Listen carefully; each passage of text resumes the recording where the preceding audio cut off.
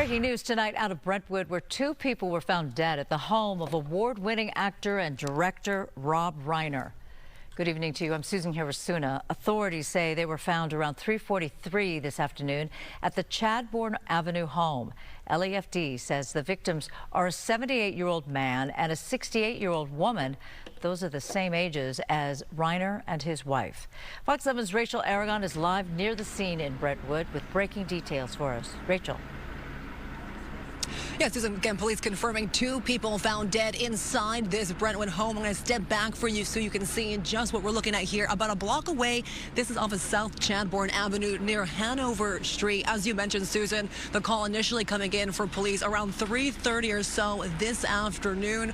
We know that, again, two people found dead inside, the ages and the 78-year-old man and a 68-year-old woman. So far, LAPD not confirming the identity of those two people found dead inside. But as you just stressed, the home is owned by famous actor and director Rob Reiner. Reiner, of course, well known for many TV and film credits, things like Wolf of Wall Street, as well as All in the Family. We're still learning more information here in Brentwood, but again, we want to know whether or not, of course, these deaths were suspicious. Back here live at the scene, though, you can see there's still plenty of people here out and this taped off. But again, we are still learning more information about the nature of these deaths, and of course we'll keep you posted throughout the evening. Rachel, do you know much about his children? Is there some suggestion that one of his children might be involved in this? We're still learning more information regarding that. We do see, though, Susan, plenty of neighbors outside. A lot of people, as we were driving by here, though, kind of wondering what's going on because, as we know, we have Skyfox up here and many other helicopters. Clearly, there's people and neighbors concerned about what is happening here in an otherwise quiet neighborhood, quiet area, which is Brentwood. But so far, no information regarding his children. Rachel Aragon, thank you so much for your reporting.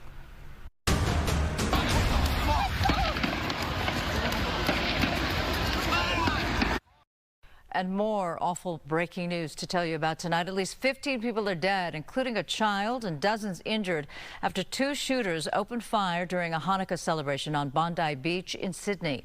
Gunshots sending people running for cover as the sound ricochets through the air. The shooting broke out around 6:45 in the evening as hundreds of people gathered on the beach for the annual Hanukkah festival.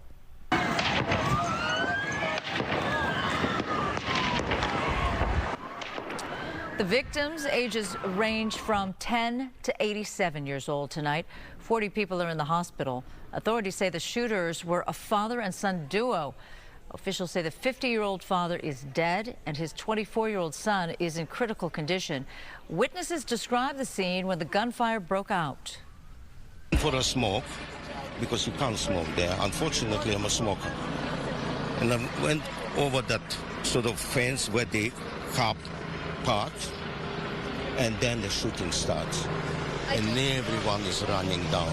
And two police officers lying down on the ground next to me. I fall down, and the blood was coming from my hand. And take a look at this video circulating now around social media of a bystander tackling what appears to be one of the gunmen to the ground. You can also see another man with a gun on a nearby bridge. Local reports say the bystander was injured after the other gunman shot him in the arm and the shoulder. The mass shooting is being investigated as targeted and an act of terrorism.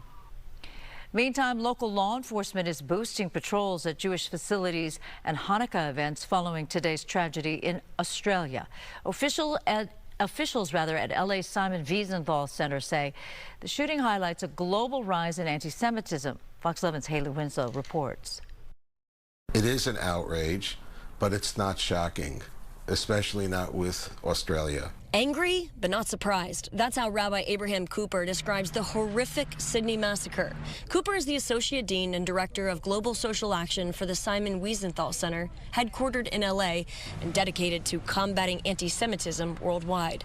He says last year, after a series of violent incidents in Melbourne, he met with Australia's ambassador. The center later issued a travel advisory warning Jews against visiting Australia because of growing safety concerns. They just didn't get it. They didn't take it seriously. And now we have a target attack on Jewish people on the eve of the Festival of Lights that didn't have to happen. A few months ago, we told you about Maganam, a grassroots security organization recognized for excellence by the Department of Homeland Security and the only group of its kind in the nation. They use advanced AI and coordinate directly with law enforcement, often arriving at suspicious scenes before police. Rabbi Yoshi Elifort tells us they've mobilized teams and boosted patrols citywide ahead of Hanukkah events, working closely with LAPD and other agencies. His statement reads in part, "Our teams continue to train and empower secure Jewish communities with strength and unwavering dedication. We will rise to the occasion, as we have since the original story of Hanukkah, and fight for our right to live and practice in peace." There's a lack of recognition that this is a global campaign against Jews. I think this is the key. When you're dealing with terrorists and their sponsors, when they see or feel weakness, you give them a finger, they're going to take everything else in the arena. And that's exactly what's happened. As Jews celebrate Hanukkah, the rededication of the Holy Temple in Jerusalem, Rabbi Cooper has this message for Los Angeles, home to one of the largest Jewish communities in the world. We're not going to be pushed around. Haley Winslow, Fox 11 News. Happening now, a vigil tonight for a U.S. Marine who was killed in a violent crash in Panorama City Friday night. 26-year-old Adrian Carrillo and his girlfriend were both killed. The driver of a minivan also died, and the passenger in the van remains in critical condition tonight. The driver who caused it all is still on the run. And now to the latest on that deadly mass shooting on Brown University's campus. Authorities say they've taken a 24-year-old man from Wisconsin into custody as a person of interest. They say he was detained at a Hampton Inn about 20 miles away from Providence, where the school is located. 2 students were killed and several injured after the gunman opened fire in a classroom in the engineering building while students were studying for finals. Officials say he fired more than 40 rounds from a handgun. Authorities also recovered 2 loaded 30-round magazines. And tonight, a vigil held in a park to remember those killed in the shooting. Community members lit candles, hugged one another, and reflected on last night's tragedy. Of the 9 injured students, 1 has been released from the hospital. The other 8 are still in critical condition. Now, developing in Moreno Valley, deputies shot and killed a man after responding to a house fire on Heather Glen Road overnight. Authorities say the suspect, found in the backyard, pointed a gun at deputies. He later died at the hospital. No one else was injured.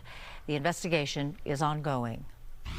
Tonight, CHP is mourning the loss of one of its own. Officer Eric Voss has died after an off-duty motorcycle crash. It happened yesterday morning. CHP says he passed earlier today while surrounded by his family. Officer Voss served the Altadena area, and he's being remembered as a respected colleague and valued member of the CHP family. Santa Clarita Valley Water is asking customers to pause all outdoor water use from now through the 22nd due to scheduled maintenance at Castaic Lake. The Department of Water Resources will be repairing a pipeline which requires closing SCV Water's connection. The shutoff request includes washing cars by hand, filling or refilling pools, or other major uses for water. All right, we're going to turn now to meteorologist Star Harvey, find out about your weather. Star. Yeah, we've had a beautiful weekend here across the area, Susan. So at the top of our headlines, let's talk about the fog that has pretty much taken over the end of our work week, rolled into the start of our weekend. Now, I can tell you, if you haven't been outdoors this evening yet, just note that we are expecting less fog across the area. We do still have some areas being impacted. We'll talk about that in just a little bit. But temperatures today, they were on the warmer side, and we are anticipating that this warming trend will stick around through at least the early parts of our week. And then we are looking at the chance for some rain come Christmas week. Here's a look at our visibility. That fog was mostly impacting our coastline. You can see that things have improved across the immediate Santa Monica area, but also down in towards Long Beach. However, we do show some of that fog impacting areas across the Inland Empire. Our air quality alert still in place. Will go until Tuesday at about midnight across the highlighted blue area here. This is going to be for for our wood burn ban, it is still in effect. Of course, here's a look at the start of our week. We're shooting for 80 degrees for the LA area tomorrow, and we will get a nice warm start to the week before those temperatures start to drop back towards their normal during the end of this week.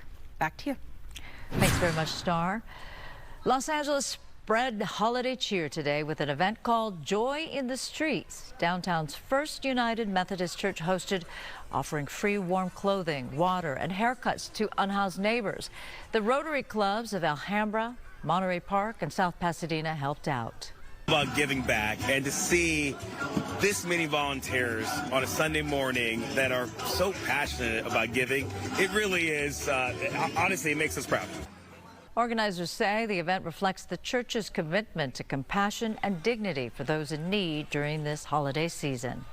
Still ahead, the spirit of giving felt in South LA today. Coming up, meteorologist Star Harvey will give us a recap of the big event and how it greatly impacted the community.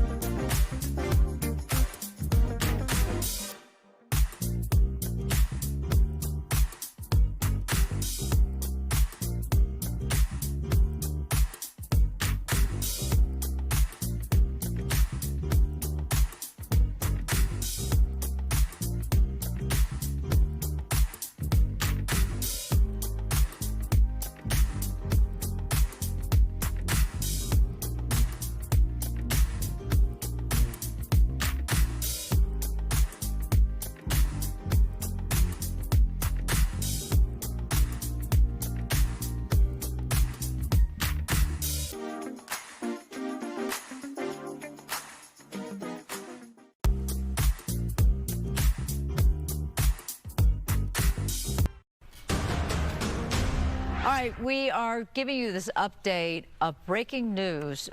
As you see there on the banner, 2 people were found dead at a home that is owned by, and it's in public records, by director and award-winning actor Rob Reiner.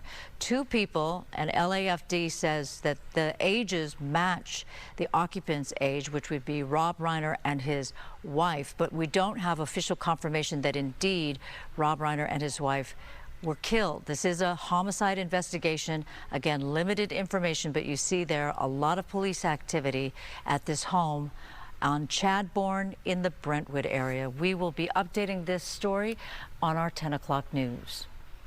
The 15th annual Rolling Deep for Charity toy giveaway was a huge success at Dodger Stadium today. Parking lot K was jam-packed with the spirit of Christmas. Thousands of motorcycle and classic car enthusiasts came together to distribute toys to 5,000 local kids and teens in need this holiday season. We talked to the co-founder of the nonprofit about why this is such a special event. I wish we could have more to give the people of our community. LA, viva la raza. It's so important right now, isn't it? Yes, it is. Some of the families here, they can't afford a tree, they can't afford toys, but we do whatever we can. Rolling Deep for Charity is one of the only nonprofits dedicated to uniting Southern California's car and motorcycle community with underserved communities across Los Angeles. Organizers say this was the biggest turnout yet. Another incredible holiday giveaway in South LA today, and our very own Star Harvey was there helping out. Look at you there, looking all cute, but also so generous. All right, tell us more about what you experienced out there. The event, I don't even know where to begin. It was absolutely phenomenal. There were hundreds of children with their families that lined around the block, Figueroa and 76th Street. And literally, Susan, when I tell you block on block, the amazing thing is that Neat Martinez and his wife and their family, they were able to provide hundreds of toys to each of these kids. I don't believe I've seen a child leave that event without a toy. They gave out free food. There was a DJ there. There was entertainment. Neat showed up on a horse in his mariachi outfit. And it was pretty much an amazing thing. I got to speak with, a lot of the moms that were out there and some of the kids as well. And the consensus of what I got was just about how, this community, there are families that are unable to provide these types of things during the holiday for their family. So it was really good to hear. Here's a listen here. What is the 5, 6, 7-year-old Neat feeling right now? I'm sorry.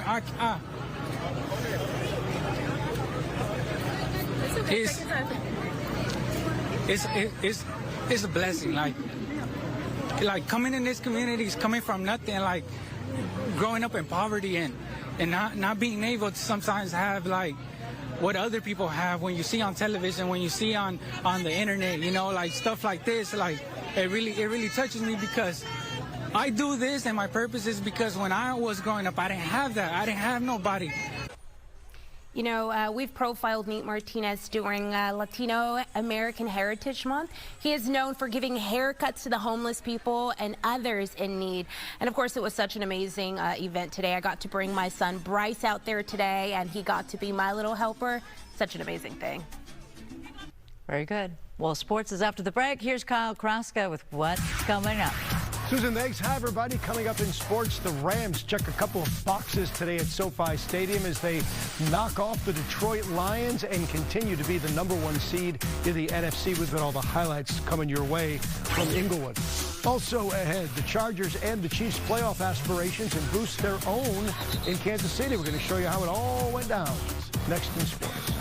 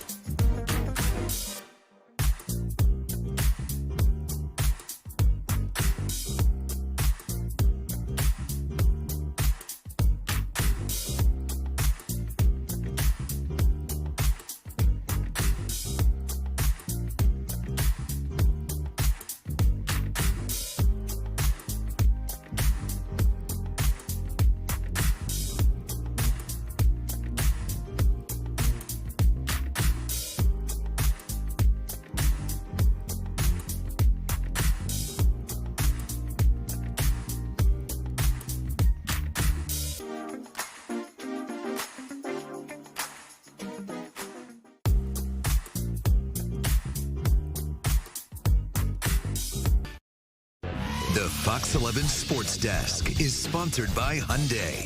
See your SoCal Hyundai dealer today. Well, the Rams entered the day with a big and meaningful 5 days ahead of them. A road date with the Seattle Seahawks. That comes up on Thursday. But first, a battle against the Detroit Lions in Inglewood today. A win for Sean McVay's squad this afternoon would mean securing a spot in the postseason. In today's treat, well, just two of the highest scoring teams going toe-to-toe. Pick it up with the opening drive of the Rams. Looking good until Matt Stafford's pass is picked off by Aiden Hutchinson. And he's going the other way, 58 yards before finally being taken down at the Rams 17. That would set up a Goff touchdown connection to Amon-Ra St. Brown to give the Lions a 7-0 lead. And they kept it going, up 17-14 now and driving again before the half. Goff to Jameson Williams for the 31-yard touchdown, and it is a Detroit track meet in the end zone for the celebration. Well, the Rams fight back. They're down 24-20 in the third, trying to retake the lead here. Stafford lofts it up to Colby Parkinson, and he comes down with the catch. It's called a touchdown. They would review it. And wouldn't you know it, the call stands. So the Rams are now up 27-24. And it would end up with a 34-27 game. Rams advantage in the fourth. Stafford connecting with Parkinson again. 368 yards, 2 touchdowns, and a pick for Stafford. The Lions would score again, but it wasn't enough as the Rams finished the day with a 41-34 victory. And yes, they clinch a playoff berth, but of course, their eyes now set on Thursday in Seattle. You know, I mean, I don't even know how many hours we got till we play again. But, yeah, I mean, that's the hardest part. You know, obviously, big-time opponent, going on the road, at their place, difficult, you know, scheme, bunch of great players on that side. So it'll be a huge challenge whether we were playing Sunday, Monday, Thursday, whatever day of the week. But just trying to get our bodies turned over and you know, be as fresh as we can on Thursday. All right, Matthew, see you Thursday. Meanwhile, Chargers in Kansas City today facing the Chiefs, trying to avoid elimination. Kansas City's opening drive, the Chiefs go 68 yards. Patrick Mahomes finishes with the 12-yard keeper. KC would go up 13-3, but the Bolts, just before the half ends, respond. Justin Herbert with a wobbling duck, but it finds Keandre Lambert-Smith for the touchdown, and the Chargers down 3 as they head to the locker room. They would take the lead with a pair of field goals, and then this disaster for KC as Patrick Mahomes goes down with a left knee injury. It was confirmed after the game. Torn ACL, out for the season, and will be rehabbing throughout most of the offseason. Gardner Minshew comes in trying to save the day. Instead, Derwin James picks him off, and the Chargers win it 16-13. They are 10-4. Meanwhile, the Chiefs will miss the playoffs for the first time since 2014. It was the most important game of the season because it was this game. Now the most important of the game of the season is the Cowboys. So yeah, we'll move on with humble hearts and get ready to play that. We got more work to do. All right, be sure to tune into the Fox 11 News tonight at 10. We'll have more post-game reaction from both LA squads and their victories today, plus highlights from the Lakers, who battle the Suns tonight. We'll be right back with more news right after this.